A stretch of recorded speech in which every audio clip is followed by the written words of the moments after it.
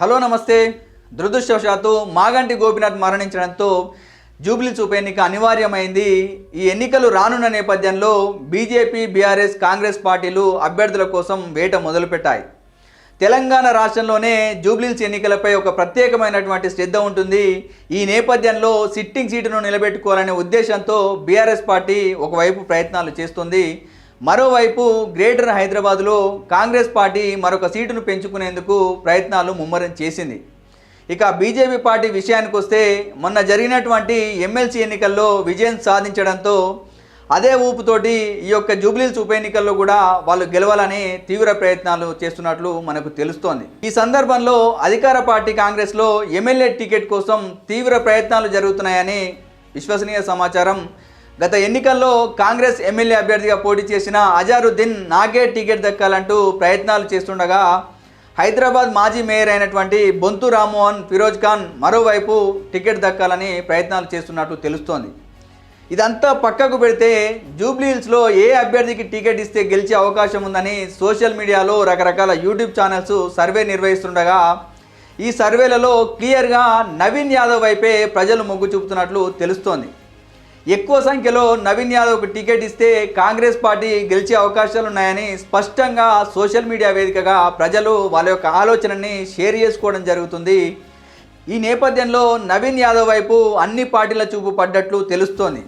అసలు ఎవరి నవీన్ యాదవ్, ఈ నవీన్ యాదవ్కి ప్రజల్లో ఇంత ఆదరణ ఏంటి అనే అంశాల మీద ఒకసారి చర్చించే ప్రయత్నం చేద్దాం.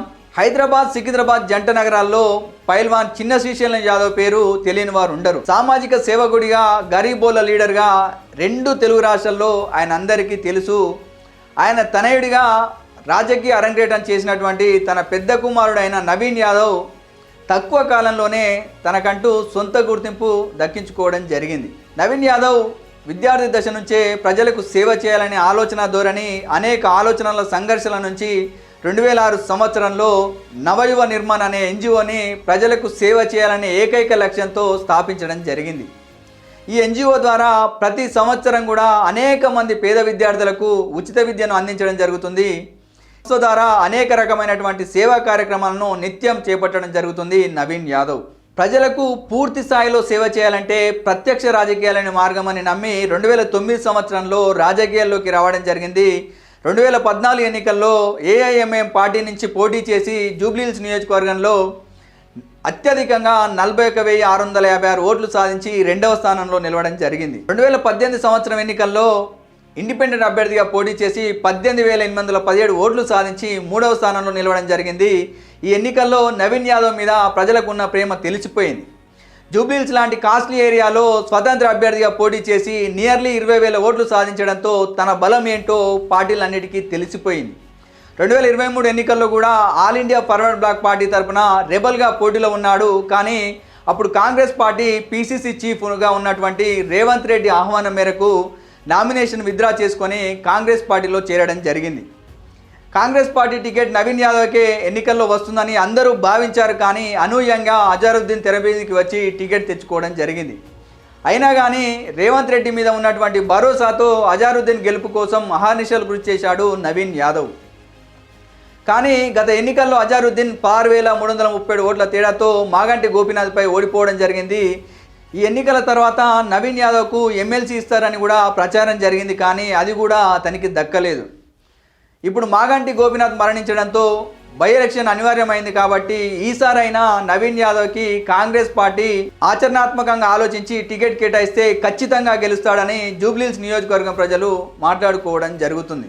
హైదరాబాద్లో యాదవ్ల జనాభా అధికంగా ఉందని, వారి ప్రాబల్యం కూడా సిటీలో ఎక్కువగా ఉంటుందని నవీన్ యాదవ్కు టికెట్ కేటాయిస్తే గెలుపు అవకాశాలు ఎక్కువగా ఉంటాయని రాజకీయ విశ్లేషకులు అభిప్రాయపడడం జరుగుతుంది.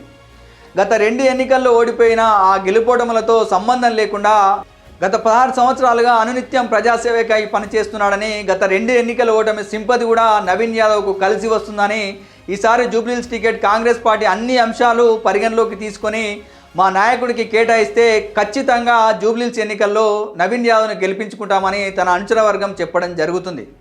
ఇప్పటికే బీసీ సంఘాలు, యాదవ జేఏసీ సంఘాలు అన్నీ కూడా జూబ్లీహిల్స్ ఎన్నికల్లో నవీన్ యాదవ్కు టికెట్ కేటాయించాలని మద్దతు ప్రకటించాయి. కాబట్టి ఖచ్చితంగా నవీన్ యాదవ్ లాంటి యువ నాయకుడికి టికెట్ రావాలని కోరుకుందాం.